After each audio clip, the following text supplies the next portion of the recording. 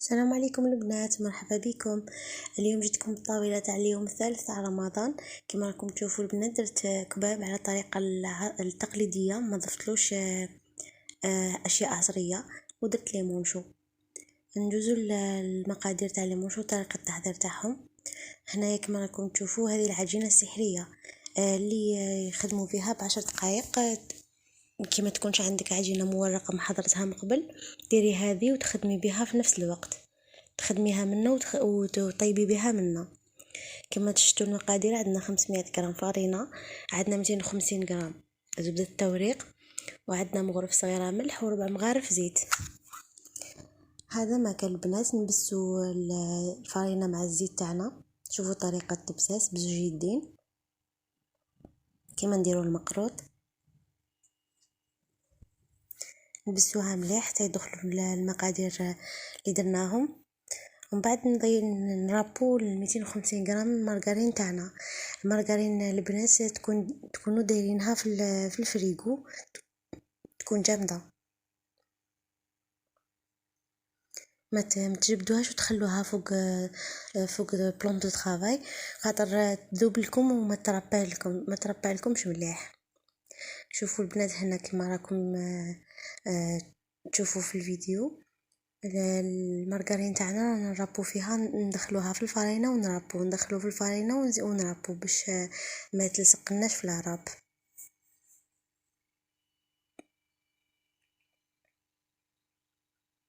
هكا نكملو نربو كامل 250 غرام تاعنا.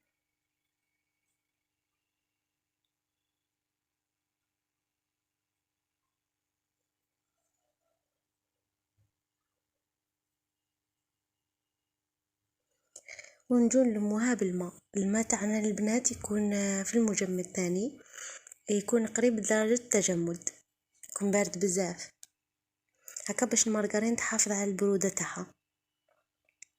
صدقوني البنات، هاد العجينة تجي كيما العجينة المورقة اللي نحضروها من قبل، والطريقة تاعها ما تديش وقت. كما راكم تشوفوا نلموا العجينة بلا ما نعجنوها، وديروا الماء بالتدريج. ما تضيفوش الماء بدرجة كبيرة هكا باش ما يفوتكمش.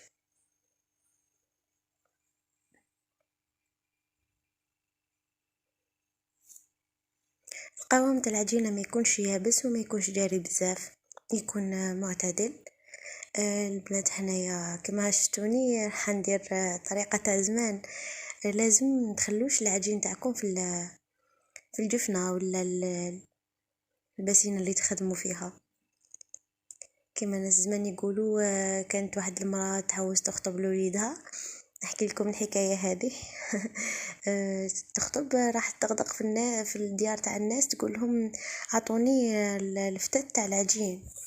كاين اللي تمد لها وكاين حتى مدوا لها كامل، خاطر خلاو الجبنه تاعهم معمره. حتى وصلت لواحد الدار اللي صابت عفوا، صابت البسينه فارغه. قالت لها احنا غسلناها وخلاص، قالت لها درنا العجين وغسلنا. ثم اللي دات من عندهم على بها ان الزمن يقولك ما تخليش العجين في الجفنه. هذه الرمز تاع المراه كما يقولوا. المراه تاع الدار. هنا البنات تخلوها ربع ساعه في المجمد، ولا نص ساعه في الثلاجه تحت.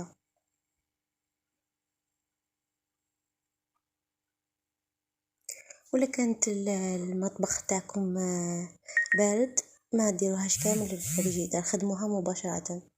حنا نحلوها ماشي رقيقه بزاف، نحلوها على شكل مستطيل،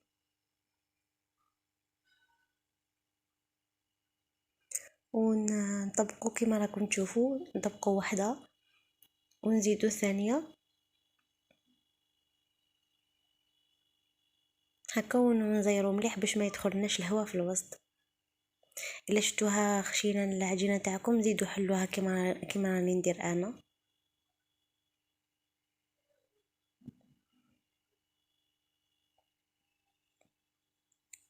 ونديرو الطبقة الأخيرة هكا على زوج ثم على واحدة، وتكون العجينة تاعنا واجدة. شفتوا البنات شحال سهلة، على بها يسموها العجينة السحرية. هنا درتها نص ساعة في المجمد، ما بيد ما رحت وجدت باقي المكونات. شوفوا التوريق تاعها، وانا كنت قسمتها على 2، هنخدم بالنص والنص نخبيه لحاجة واحدة اخرى. هنا الحشو تاعنا درت الحشو اختياري، انا درت حاجات ماشي طيبين، ما طيبتش الحشو كما راكم تشوفوا. شويه طون فرماج، فرماج طري، فرماج رابي، شويه زيتون مقطع ومعدنوس. هكا نحلوها رقيقه، ماشي رقيقه بزاف، واحد السمك تاعها 2 ملم ولا 3 ملم.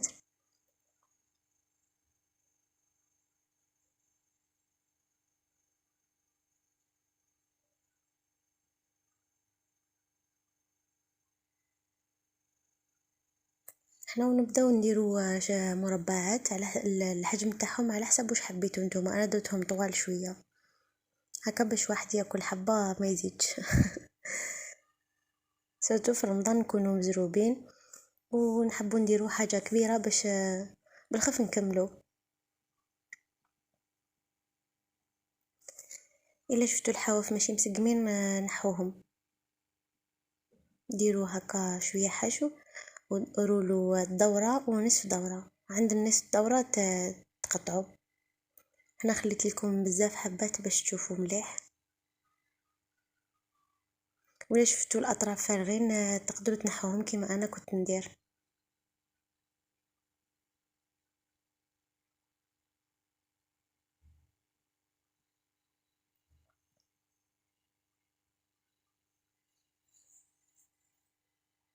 هنا كي تفضل لكم العجينه كما يقولوا رقعوها مع اختها وديروا حبات واحد اخرين، واللي شو تاع العجينه اللي تفضل ديروهم هذا فوق هذا باش تحافظ على التوريق تاعها، تجو تخدموا بها مره اخرى. شوفوا بنات دوره ونصف دوره، هذو هما اللي مونشو تاعنا. هنا ندهنوهم بصفار تاع البيض وزدت لهم شويه قهوه، ندهنوهم ونزينوهم انا درت سانوج وججلان، دخلوهم يطيبوا على 180 درجه.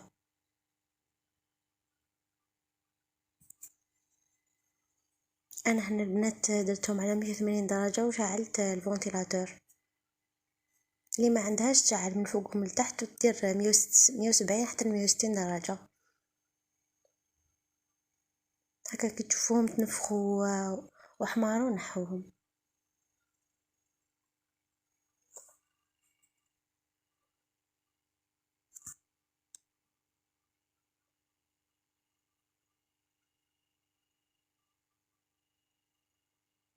وهنا لي مونشو تاعنا يكونوا واجدين، ديروا لهم بالاطراف ديروا لهم مايونيز ولا عجينه الفرماج، ودهنوهم في الاطراف وديروا لهم فرماج رافي للتزيين. شوفوا من التوريق تاعهم الداخل جو خفاف وكأنها عجينة مورقة اللي نخدموها دايما.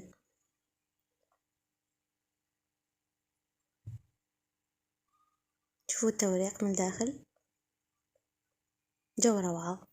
هنا نفوتوا الكباب تاعنا. الكباب البنات ما يحتاجش البصل ولا الثوم، التقليدي يديروا له غير الزيت والملح والفلفل الكحل، هذا ما كان. هنا عندك دجاج، لازم الدجاج في الكباب، الحميصة ومعدنوس، هذو هما المقادير تاعو. هنا نحمسوهم مع بعض شوية ونمرقوا بالماء سخون. تمرق ما يكونش بزاف خاطر ما يحتاجش لاصوص كبيرة، خاطر حيتجمر في التالي.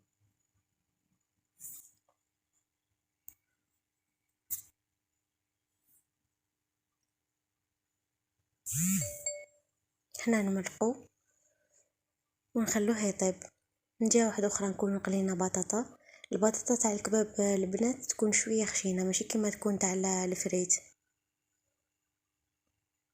تكون عريضه شويه الحبه تاعها، ماشي عريضه بزاف. هنا كي يطيب لاصوص تاعنا والبطاطا نكونوا قليناها، نجوزو نديرو العقدة تاعها اللي هي البيض والمعدنوس. المعدنوس هنا يحتاج الكباب بزاف، يحتاج قريب نص ربطة ولا ربطة كبيرة ولا ربطة صغيرة كما راكم تشوفوا هنايا. نخلطوها، نضيفوا لها شويه ملح للبيض.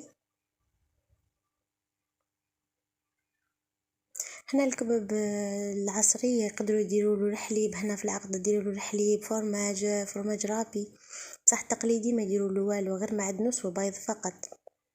كما راكم تشوفوا درت الحميصه من تحت وشويه لاصوص اللي طاب فيها البطاطا، نستفوا الدجاج تاعنا ونديروا العقده من الفوق ونخلوها تتجمر. انا كنت هنا درت في المقله خاطر الطريجره تاعي ضيقه. هنا كي يتجمر يكون الكباب تاعنا واجد. وهذا هما الاطباق تاعي لنهار اليوم، ان شاء الله يعجبكم. ما تنساوش طلعوا لي شويه القناه، ديروا لي جيم، وهكا بارطاجيوها مع احبابكم. نقول لكم صحه فطوركم وصحه سحوركم، الى طاوله اخرى. سلام البنات.